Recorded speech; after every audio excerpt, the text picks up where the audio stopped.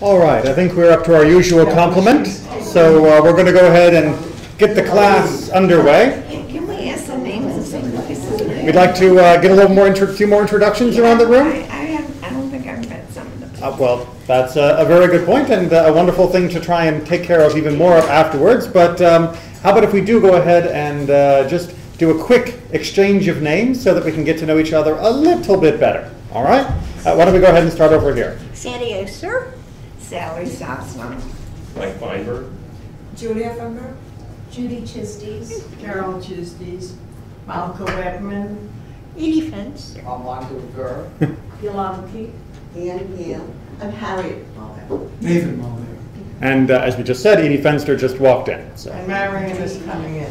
Marion's coming in as well? Yes. Wonderful. Great, great. Can we have a test? What's his name? Dave, well done, well done. So if you haven't talked to each other more than what we just did, please make sure that after class or on Shabbat that you take time to say hi and get to know each other. It's wonderful to study together. It's even better to know the person that you're studying with. And knowing who someone is, thank you for that segue, knowing who someone is going to be how we're going to start this discussion. Because how do you know somebody is who they say they are? You know, if I come up to you and I say, hello, my name is Rabbi Joshua Neely, how do you know I'm who I say I am? Driver's license. Driver's license. Now, my driver's license doesn't actually say rabbi, but my mother was not as ambitious as that as to name me Rabbi Joshua Neely. Not quite. But sometimes reputation. If I introduce myself to this group and say my name is Rabbi Joshua Neely, people who are here for the first time can say, well, no one else is challenging that, so I guess he must be telling the truth. They all seem to know him and accept this. There are ways nowadays that you can find out. You can Google someone, you can ask for other people, you can post it on Facebook. There's ways to research now that never used to exist. But what if someone came up to you and said, hello, I am your long-lost brother? Assuming you had a lost brother. How would you know whether this is your brother or not? What's that? The way they look might be a bit of an indication. Of course, if it had been a good 20 or 30 years, it might be a little harder to be sure of exactly what the person was going to look like. I mean, if you look at baby pictures of me, it would be a little hard for you to guess that I was exactly the same person. I didn't have the beard then. My hair wasn't quite this long. I didn't wear glasses. So it can be tricky. And that's even with photos. It might be hard to tell. But what about with just memory? Well, what did he look like the last time I saw him those 20 years ago? Well, I looked down and I saw the top of his head. Yeah. We're talking, of course, about the sale of Joseph when they had him down in the pit. Were you going to add something? Well, your brother might look a lot like your parents or your grandparents. See a little family resemblance. Yes. So that when you're looking at him, it's like, well, yeah, he does kind of look like that, now that you come to mention it. But facial hair can make a difference. If he's a young, unbearded man, and you see him with a full beard, that's awfully hard to make that connection. Yes. Absolutely. And in fact, that's one of the midrashim that say that why the brothers didn't recognize Joseph when they first met him was because when he left, he had no beard, and when they meet him later, he does. And that was a little striking as a difference. But now let's add one more wrinkle to this. How would you convince somebody else whom you had lied to about the brother being dead, that in fact he was alive and well in Egypt and we should all go see him? Why is that harder? Because you did something bad. Because you have to admit that you lied, and once you admit that you lied about what happened to him in the first place, who's going to believe you now? Right. That's one of the many problems with lying, is that even when you try to tell the truth, you may not be believed, because you've already established a reputation for being untrustworthy. And to claim something as radical, as improbable, as, oh, by the way, remember that brother we said died with the attack from the animal? Turns out he didn't die. He's down in Egypt, whether or not they admit to their father exactly what they did, but not only is he down in Egypt, but he's number 2 in the whole country. What do you think, Dad? Should we leave the land that God told us to stay in because some guy down in Egypt claims to be the long-lost son that you thought was dead and that we maybe lied sort of about? Hard. Yes? Well, let's see how it gets handled in this family. So we are, of course, in Parashat Vayigash, where Judah steps forward, tries to defend Benjamin, or threaten Joseph, depending upon how you want to read the actual text. But most importantly, shows that the brothers are no longer the same types of people that they were when they sold Joseph in the first place. That now, when they've got a chance to unload this new favorite son, and they've got a chance to save themselves, they don't run away. Instead, they step forward. Vayigash literally means to approach or to come to step forward.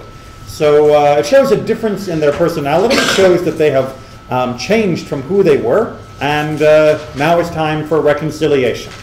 So we're going to pick up on page 275 in the 8th Time Chumash, which is chapter 45. It's right at the bottom on page 275. Who would like to do us the honor of beginning with our reading in the English? Sure.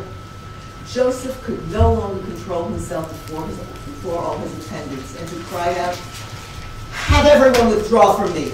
So there was no one else when Joseph made himself known to his brothers. His sobs were so loud that the Egyptians could hear, and so the news reached Pharaoh's palace. All right, so he finally breaks down. He says, "Everybody out! Just me and my brothers." Well, he doesn't say me and my brothers, but he says, "I'm just going to talk to them by myself." And all the emotion comes flooding out. Joseph said to his brothers, "I am Joseph. Is my father still well?" But his brothers could not answer him, so dumbfounded were they on account of him. Not what they were expecting. I mean, they were already at a point of crisis, of having their chain yanked back and forth, the money back in the sacks on the first trip, and now the goblet on the second trip, and Benjamin under a sentence of slavery or loss or worse, and what are they going to do? And now the guy that's been doing this to them says, "Oh, by the way, I'm your brother." And then Joseph said to his brothers, "Come forward to me." Mm-hmm. And when they came forward, he said, "I am your brother Joseph, he whom you sold into Egypt. Now, do not be distressed or reproach yourself because you sold me here. It was to save life that God sent me ahead of you. It is now 2 years that there has been famine in the land, and there are still 5 years to come in which there shall be no yield from tilling. God has sent me ahead of you to ensure your survival on earth and to save your lives in an extraordinary deliverance. So it was not you who sent me here, but God. And he has made me a father to Pharaoh, lord of all his household, and ruler over the whole land of Egypt." Okay. Local boy makes good. And good drama, by the way, in the reading. This is one of the most dramatic moments in the Torah. It's one of those true Hollywood moments. Yeah, absolutely. And what is his position? Now the shoe is on the other foot, or whatever that expression is. Right. You have fallen into my plot in my hands, and I will destroy you for all that you did to me. No? No, he could have. Yeah, but Right. there was some of that in his behavior before.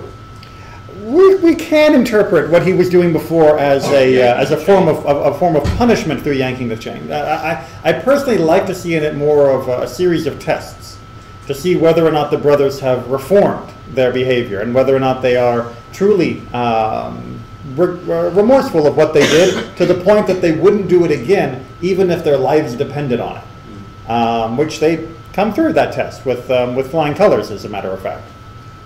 Is there any indication as to why he made no attempt all those years to contact the family or his father? There's no indication within the Torah itself. There are many different midrashim and discussions of why, but within the Torah itself, that internal dialogue with Joseph of, now that I am in charge of Pharaoh's, and at least have been in charge of Pharaoh and the country for 7 years at this point, why he hasn't. I mean, we can speculate of why he didn't do it while he was a slave in Potiphar. We know why he didn't do it while he was in prison. But for the 5 years of plenty and the 2 years of famine that have already passed, we can only hypothesize why he didn't. What's that? And they do. And they do, of course, but that's another class. But that's another class. And we are welcome to put our own emotional or psychological spin on that. But we're still left with the... Wasn't he still a slave? When he was a slave, he just didn't run off. Well, when he was the second in command of Egypt, it seems that he had been elevated to a free status. I mean, certainly the rest of the country wouldn't take orders from a slave. Then you really can't run off. But he could send a messenger. But he could have easily sent a messenger, and as we're going to see, eventually in this parasha, he leaves Egypt to go greet his father. So it's not as though Pharaoh has him under lock and key. But he could have definitely gotten word to his family had he wished. Unless there was something else blocking it. But now we have this I am your brother moment, and don't worry, I am not holding you responsible for what happened, because it's worked out for the best, because the famine is going to continue, and by me being here, we are all saved. Right? All right, keep reading. Okay. Now, hurry back to my father and say to him, thus says your son Joseph, God has made me Lord of all Egypt. Come down to me without delay. You know, when you talk to your parents, you always kind of promote yourself higher than what your actual job description is. You know, it's not I'm an intern, but you know, I'm an assistant to the VP. So if he is number 2 in Egypt, when he's talking to Dad, he's number 1. I'm father to Pharaoh. That leads to another question. Why didn't he go himself? Why didn't he go? Well, we're going to get to that in a little bit, as we're going to see how the brothers are going to end up having to convince their father. And one of the explanations of why Joseph wouldn't just go himself is that the shock would have been too much. Is that it would have been just wham, you know, hi Dad, thump, and his father drops dead. And therefore there are going to be stages of revealing the truth. Hold on a second. Yeah. Just real quick. How long was the journey? 2 weeks or so? You know, as the caravan went without any, you know, undue delay, like what the Israelites do later, we're looking at maybe, you know, a couple weeks to get between the Egyptian heartland and to the areas of Canaan where Jacob and the family were staying. You know, you could have done it faster if you were, you know, traveling on a fast horse and changing, you know, Pony Express style. But for the caravans, they tended to go a little bit more slowly. You will dwell in the region of Goshen, where you will be near me, you and your children and your grandchildren, your flocks and herds and all that is yours. There I will provide for you, for there are yet 5 years of famine to come, that you and your household and all that is yours may not suffer want. You can see for yourselves, and my brother Benjamin for himself, that it is indeed I who am speaking to you. And you must tell my father everything about my high station in Egypt, and all that you have seen, and bring my father here with all speed. Okay, so again, why is this request going to be so difficult to convince Jacob of?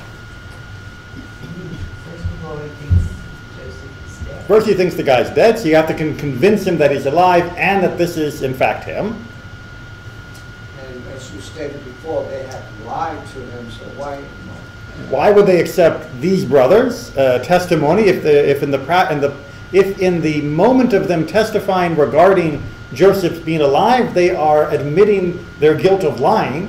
It does kind of reduce your credibility as well. It's a major undertaking, isn't it? What are they doing going to Egypt? We're not supposed to go to Egypt. The land we're supposed to stay in is Canaan. So in order to convince Jacob and to lead his household from the land that God had promised them into a land that God hadn't, the evidence is going to have to be compelling. The evidence of Joseph's reality, as well as the reality of the famine, and the fact that it's going to continue for another 5 years. The other thing is, he left a teenage boy boy, a 17-year-old little stinky. All of a sudden, you're telling me he's head of Egypt? Come on. You could have made up a better story than that. You could have said he's a landowner. He's working in the 7-Eleven. Yeah, I mean, he's got a good job. Yeah. He'll help you. You made what the head of Egypt? Who's going to buy that? I don't buy it. You know, as much as Jacob might want to believe that his son is alive, isn't it stretching credulity to claim that he's number 2 in the entire country? Right. And of course it is. That's what miracles are. Okay, keep going. Okay. With that, he embraced his brother Benjamin around the neck and wept. And Benjamin wept on his neck. He kissed all his brothers and wept upon them. Only then were his brothers able to talk to him. Okay, so lots of crying. They finally see that he is willing to embrace them, that this isn't just some elaborate trap or deception. And now they seem to be willing to accept this. Okay, so the Egyptians find out about it, and we'll come back to that in, another time maybe, but skip down to verse 21. The sons of Israel did so. Joseph gave them wagons, as Pharaoh had commanded, and he supplied them with provisions for the journey. To each of them, moreover, he gave a change of clothing. But to Benjamin, he gave 300 pieces of silver and several changes of clothing. That's his favorite brother, right? There you go. So he's doing And you know what? Of course he's doing the same. And the other brothers aren't jealous, but they were jealous when he was the favorite brother. Yes, they were. Yeah, they were okay with it, aren't Correct. And similarly, we see with the treatment of Ephraim and Manasseh that when Jacob reverses who is supposed to be getting the better blessing by elder and younger, those two brothers don't complain. So it seems that the sibling rivalry has finally been weeded out of us, or beaten out of us, perhaps. And to his father he sent the following: 10 he-asses laden with the best things of Egypt, 10 she-asses laden with grain, bread, and provisions for his father on the journey. And he sent his brother off on their way. And as he did so, he told them, "Do not be quarrelsome on the way." Okay. Don't be quarrelsome on the way? What are we thinking? No throwing anybody into a pit. So one explanation would be, just because I gave Benjamin more, don't be mean to him on the way back to Dad. Any other explanations? About what happened originally. Yeah, Don't say it was your idea. I told you we shouldn't have put him in the pit. Or maybe someone might have said, I told you we should have killed him. If we killed him, we wouldn't be beholden to him now. Don't argue, is one explanation, about what happened in the past. Don't be full of recriminations on this whole trip back. I mean, as you can imagine, it'd make for a very long car ride with all of these guys saying, it's your fault this happened, it's your fault. When we get back, Dad is going to kill us when he finds out that Joseph is still alive. Well, yeah, when we get back here and Joseph has us all under his power, he's probably going to enslave us. Well, it's your fault in the first place. If you hadn't done it, if you wouldn't, but no. Don't do that, Joseph says. Don't fight with each other on the way back. He knows his brothers pretty well. And they don't. Okay? And so now we've got to convince Jacob that this is real.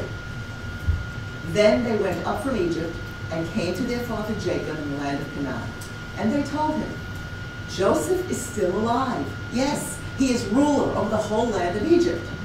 His heart went numb, but he did not believe them. Okay? As we said, you show up and say, guess what? Joseph's alive, and he's number 1 in Egypt. Why don't you believe me?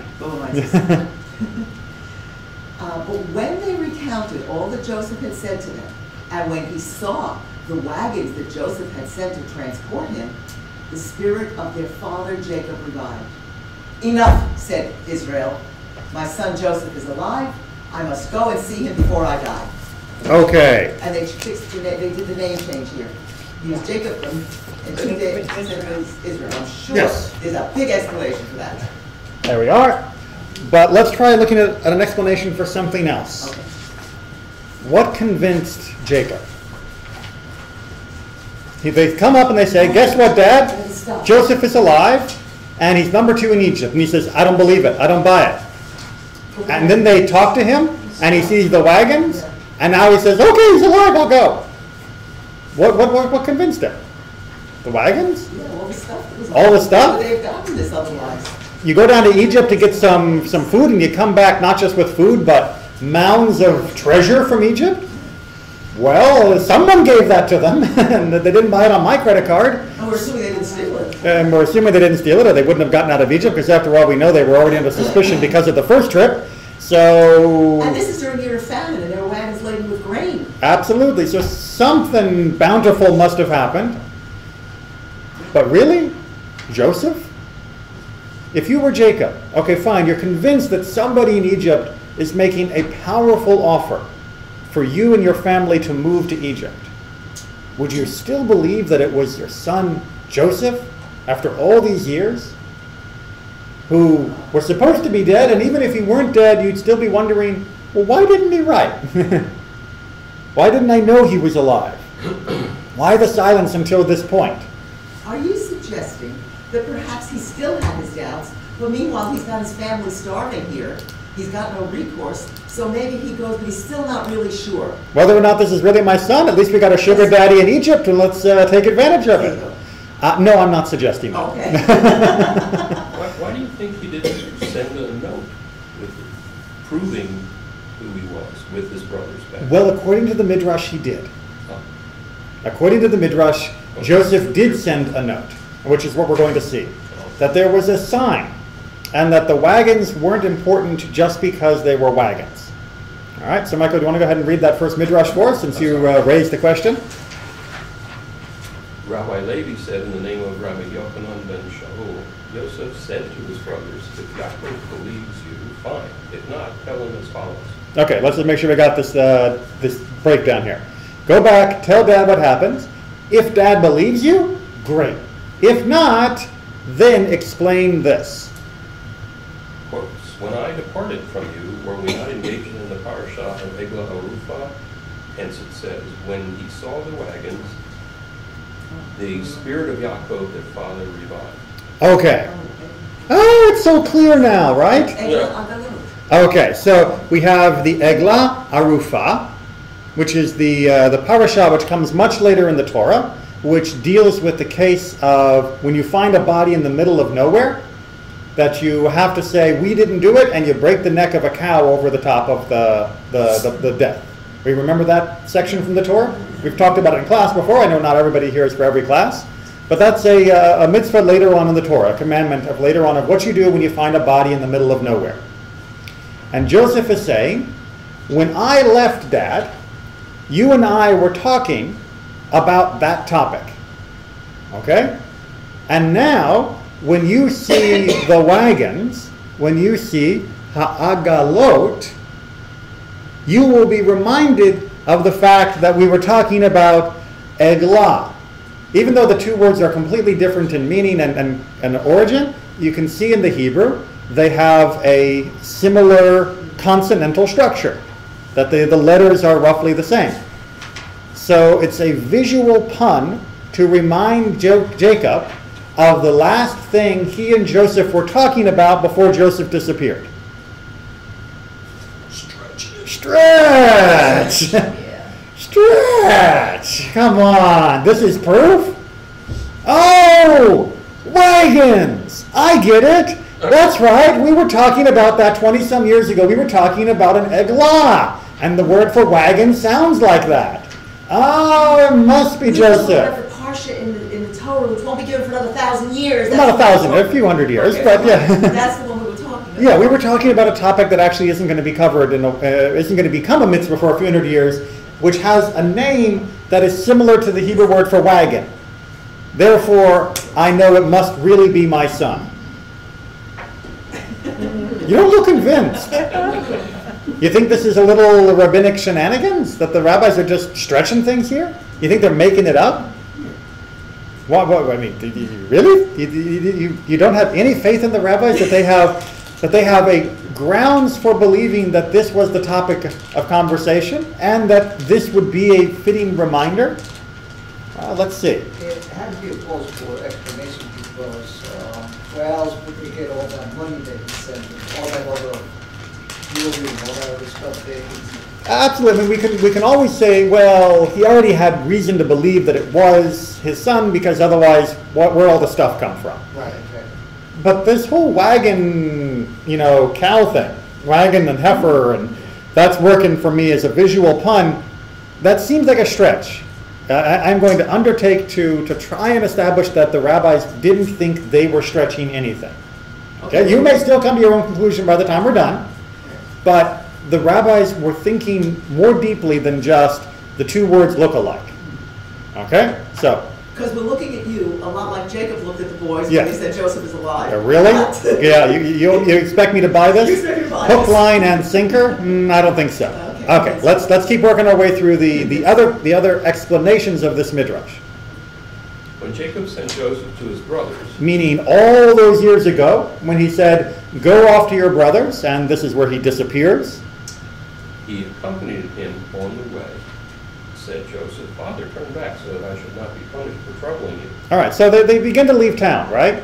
And Joseph is going off to visit his brothers, and Jacob is walking with him for some ways. And Joseph says, Dad, you're old, I'm young, go home, because if you keep walking with me for part of the way, then it's going to be a much longer walk for you to get home, and I won't be there for you to lean on. So you stay here at home, Dad, I'll go by myself. And Jacob goes, no.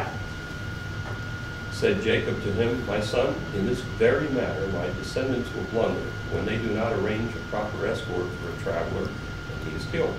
And they will have to bring an Eglah Arufa and proclaim, 'Our hand did not spill this blood.'" Okay, so we talked about this briefly the last time we covered the topic of Eglah Arufa, that one of the sins that the elders of the town were trying to expiate themselves for was that they had not failed to properly escort a traveler from the town.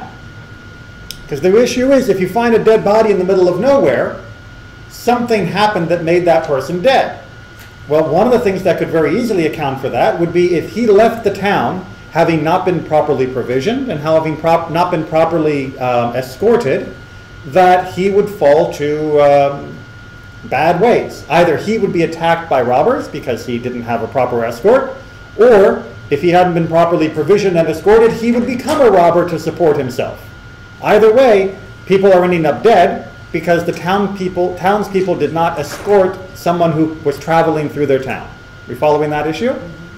So the rabbis are saying, well, the last time we saw Jacob and Joseph together, Jacob was sending Joseph on a mission. And even if they didn't have the Torah that gave the specific mitzvah of Eglah Arufa, Jacob would have the wisdom to know that when you are sending someone from you, that when someone is leaving on a journey, you should escort them at least part of the way. What's known as levaya. You should escort them. And therefore, that would be a topic that would be remembered by Joseph, and it would be a perfectly natural topic for them to have talked about on that last time together. It would make sense for them to have been talking about what you do when someone's traveling on a trip, because that was the last thing they did together. How are we doing? Just as an aside, that word levaya, is that the same funeral? It's exactly the same word for the funeral, and with exactly the same intention, that you are escorting someone into the next world. How are we doing? Okay, tangent, quickly. Please. If the body that they found is dead from natural causes, does Eglah Arufa still apply? That's a good question. I don't remember the halacha explicitly. I think the general assumption is that natural causes were not really noticeable in the ancient world. I mean, if you starved to death, it's still your fault. Correct. If he starved to death, if he died of thirst, it's still the fault of the town that didn't properly support him. And you wouldn't know if he had a heart attack or whatever else. And you wouldn't be able to spot if he, dropped dead of cancer in the middle of nowhere. So yeah, it's a good tangent and one that I don't have a ready answer for. Okay. So how are we doing? Are we at least accepting that there's reason to suspect that the last conversation between Joseph and Jacob would have been about what you do with travelers? Are we willing to buy that that's at least a plausible, that's not just out of thin air? But that makes sense if you were trying to imagine, I wonder what dad and son would have been talking about. Well, Joseph probably would have told his dad, you don't have to walk with me, Dad, I'm a big boy. And Jacob would have said, it's not about whether you're a big boy or not, it's about doing the mitzvah of levaya, doing the mitzvah of escorting someone as they leave. And he said, why is that a big mitzvah? Well, let me tell you what can happen. Makes sense, yes? It wasn't just a random topic that they were talking about. It fit the context of their last time together. All right. Now, why would we believe that would be taking place at this time as a reminder. Next, Midrash. Everything Joseph said to them. This Meaning, if you look back, I'll have to interrupt, it's rabbinic prerogative. We get to call it teaching rather than interrupting. If you look back in the text on page 279, right, where it says in verse 27, but when they recounted all that Joseph said to them, that there's something else they said that worked to convince Jacob. And what would that be, says the Kli Yakar? This suggests that they included the memory of the final escort Joseph told them about, shared as about That the final escort Joseph told them about, or that he shared with them, as he escorted them out. Okay? Now, why do we believe that Joseph would have been escorting his brothers as they left? Same basic premise, but do we have any textual clues that that's what he did? Okay, we can presume that he would have also been doing this act of kindness and of security, of escorting someone as they leave, but do we have any textual clues? Hint, hint, it's on the page. He said something to them, don't be quarrelsome along the way. He said to them, don't be quarrelsome on the way. But what's odd about that sentence? This is sentence 24, verse 24, out of chapter 45 on page 279. Unfortunately, the Eitz Chaim in its usual translation obliterates the oddity of the Hebrew. I tried to recapture what the Hebrew actually sounds like in the English by putting that quote on the handout. It says literally, and he sent his brothers, and they went, and he said to them. So how could he say it to them unless he went with them? Exactly. If he sent them and they left, how could he still be talking to them? Well, how could he still be talking to them if they've already started their journey? If he's going with them. The only way he could send them out of Egypt and they could start walking, and yet he could still be talking to them, would be if he was walking with them, if he was escorting them. And he turns back at some point, presumably because he stays in Egypt, but the only way he can still be giving instructions after they've left is if he is escorting them, which would then make a natural reminder point for him to tell them, as I'm escorting you out of Egypt, let me tell you of the last time I was with Dad, and he explained to me the importance of escorting. Alka? The verb to send means to release. He sent them on their way. So he let them go. He wasn't with them. When you send something, you're not with it. And yet he is. Now, Vayishlach, for the word send, which is Vayishlach, can also mean to designate someone for a task. It can mean to give someone an assignment, like to make someone your agent. The person who's going to do something for you. Exactly, because you're not doing it. Because you're not doing it. And that is true. He doesn't do the final meeting with Jacob in Canaan. He meets him later, but he doesn't do that initial meeting. So he gives them their task, they leave, and then he says. He walks then to the end of the gates and says. The end of the gates, the end of the road, the end of the city. Some level of escorting takes place here. And then he turns back and they keep going. And in that little window of time, he says, you know what, me escorting you out of town reminds me of when Dad escorted me out of town on that, remember, fateful time when you eventually sold me. And this is what Dad said about escorting people. And so therefore, when their father hears the brothers recount what Joseph said about escorting, he knows that Joseph is, that the person claiming to be Joseph is the real Joseph. Because who else would know that? Who else would remember the final exchange between father and son about the importance of giving escort to someone? So the hook, the key for all of this is by Yelechu. Yes, that they, and the word order, the fact that it's Vayechlu Sent them, and and then they left. Vayomer. If he had given the instructions, don't be quarrelsome, and then it said he sent them and they went, we wouldn't have that hook. Mhm. We following that? Right? We got three verbs here, right? We got sent, go, or went, and said.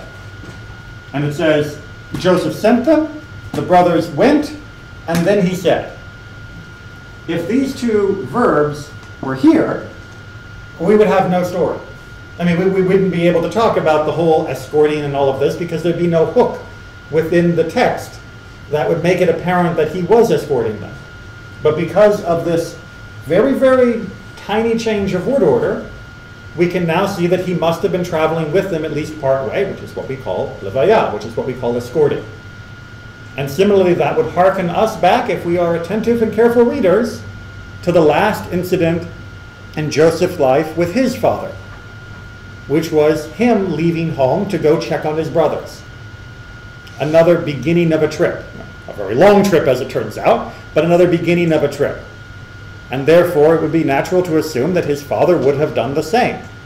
After all, where would Joseph have learned that it's proper and right to escort someone as they leave, if not from his father? And then we just simply find a punish way to get confirmation for that with the overlap of the two words, of the word agla arufa, which reminds us of the importance of escorting because of the criminal implications that comes later in the Torah, with the word agalot, which is the actual wagons that have been sent. So the reason for the Midrash isn't the wagons. That's simply confirmation for this interpretation. The reason for it is the strange word order, as well as the context. And I'm somewhat disturbed, you say, no, because the rabbis who wrote and edited this book were bright. Yes. Very bright. How could they miss that? Ooh, they didn't miss anything. Well, they didn't miss what they left it off. They just said, "Don't be quarrelsome." Oh, you mean you're disturbed by the translators? Yeah. Ah, no. So, one of the enduring challenges of translation is: do you translate the words as closely as possible, despite the grammatical problems, in order to try and capture the grammatical problems from one language in new grammatical problems in the translated language? Or do you try and translate the original language in a way that will make sense to the average reader? And usually most translators go with the second version, which is, we can read, and he sent them and they went and he said to them, as being as he sent. I mean, that makes perfect sense in English. And it may very well have been the sense of the Hebrew originally. It may be that the rabbis are misreading this, and that the word order doesn't mean anything more than just simply as he sent them. But the scholars who translated, who came up with this translation, didn't want to enshrine the oddity of Hebrew word order as being the definitive explanation of this sentence. So they went with a natural English equivalent, and they left the interpretation down to people who were willing to look at the Hebrew, or willing to have a class where the rabbi would point out the Hebrew. So yes, I mean, it's very, very hard. And as much as I can get annoyed at the translators sometimes, because I think that sometimes they do make mistakes, in this particular case, I understand that they had good justification for translating it the way they did, even though it made my job harder as a teacher. Because I'm trying to draw your attention to something that they thought was a maybe it is, maybe it isn't. Let's just give them the plain English so that they can keep reading it and not get caught up on the weird word orders. That wasn't the translator's goal. So yeah, it can be annoying, and sometimes it can be frustrating when you feel, but if I'd seen that word order in English, it would have meant the same thing to me that it meant to the rabbis, and then it would just work much better for me. Well, we have to make do with translation sometimes. Is there any other hands over here? Yes? Well, one of the things about not going all the way with them most, at that particular time, people who would be robbers, raiders, had to live pretty close to town. Yes. So Yes. once he got past the danger zone, he could have turned loose because there's not much out there. Yes, if you're a robber, you actually need to live where your victims are. Now, it would have been true that the caravan trail between Canaan and Egypt would have been fairly well established. And robbers might have been able to live around there to do that, but even still, they wouldn't have lived there. They would have come, robbed, and then gone back to someplace more inhabitable. You didn't make your life standing there, behind a boulder, and after you killed someone and took their gold, you didn't stand behind the boulder waiting for the next guy. You went off and spent the gold someplace that you could. So yes, the most dangerous area would be in the outskirts of civilization, not in the middle of wilderness. That's very true. So, are we buying it? Does this make a little bit more plausible? But let me ask you something else. If someone showed up claiming to be your kid, right, that, long lost child that had been, God forbid, kidnapped when they were, very, very young, would them telling you about their bedtime story be the most impressive evidence? Or would it be showing you that mole they have on the inside of their thigh? I mean, nowadays I know we have DNA and all sorts of other things we can use, but wouldn't there be other details that you might imagine that could be shared? Well, let's take a look at another case of long lost identity. This is a much more recent case from the time of Vilna Gaon, who was in Lithuania, and one of the great, it's called Gaon for a reason. He was one of the great teachers in the 1800s. All right, who'd like to take us through this story? Thanks. During the time of Vilna Gaon, a very strange incident took place in his city. A young couple had gotten married, and shortly afterward, the husband vanished without a trace. The poor wife was left in a guna, a living widow unable to remarry because her husband might still be alive. All right, so we got the circumstances, right? Young couple get married, he disappears, she's stuck. Because there's no reason to believe that he's dead, therefore she's not actually a widow, and he didn't give her a divorce, therefore she's not actually a divorcee. So she is left unable to remarry and unable to continue in the normal course of life. Not a happy situation for her. 30 years passed, and then one fine day a man appeared on her doorstep and declared, "My dear wife, I'm back." Honey, I'm home. Then he told her a long story about what had kept him from returning for so many years. The woman looked at the man and did not recognize him as her husband. 30 years? But then again, she couldn't be sure that he wasn't. 30 years wreak changes on a person. They also fade the memory, especially in those times when there were no photographs. The man was about the same build and coloring as her husband. His features were not really dissimilar. His face was weathered by time and the elements, and it was difficult to imagine what he might have looked like 30 years earlier. It was not impossible that this was her husband, and yet he did not seem familiar. All right. Doubt. It's about the right size, about the right general look. Nothing truly distinctive that marks him as her husband, nothing that rules him out as being not her husband. Got it? All right, so we go to put him to the test. All right, wouldn't that be the next stage? So? She expressed her reservations to the man, and he was very understanding. "Test me," he said. "Ask me any question about our life together. See if I know the answers." So she asked him questions, and he had all the answers. He knew all about their families, their wedding day, their home, including some intimate details that only the two of them could have known. Okay, right, okay. Problem solved. Yes? No. No? Well, no, because we see two more paragraphs on the page. But remember, we're talking here about an issue of adultery. If this isn't really her husband, and yet she takes him back in, and they are intimate the way husbands and wives are, then she and he have committed adultery. So you've got to be really, really sure before you invite the guy in. And before you literally, invite him into the more husband-wife circumstances. Question? Is she rich? I mean, what's Is she? Why would someone want? Is she rich? I mean, she's 30 years after she got married. She's probably a little long in the tooth. That's. She was. So, but nevertheless, he wants to be taken in, and he seems to be open to investigation. And there's no statute of limitations, so to speak, on the For being an status of aguna? aguna? Unfortunately, no.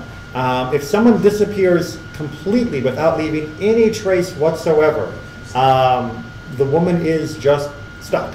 That's one of the reasons why in modern halakha, the conservative movement has availed itself of ancient legal theory, which wasn't put into practice, in order to resolve cases like this. So within the conservative movement, this is not it's not a major problem now. We do have a solution.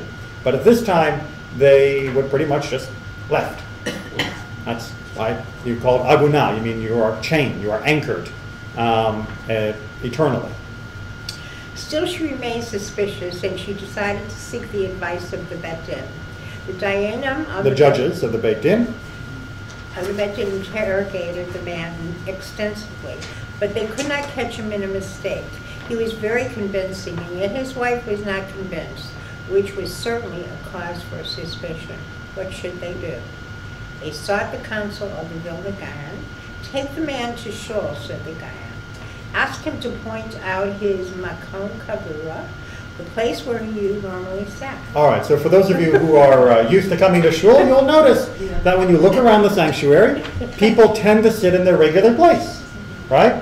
I mean, I can tell from a glance from the bima among our regulars who's here this week and who's not. Not because I have to search them out within the crowd, but because I know so-and-so sits here, so-and-so sits here, so-and-so. We don't have assigned seating, but it feels that way. Right. And that has been a Jewish tradition for many, many, many, many, many, many, many years.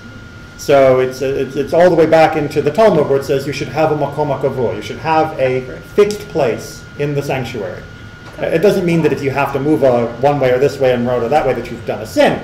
But the idea that you should be so regular that you've got a chair has a very long pedigree.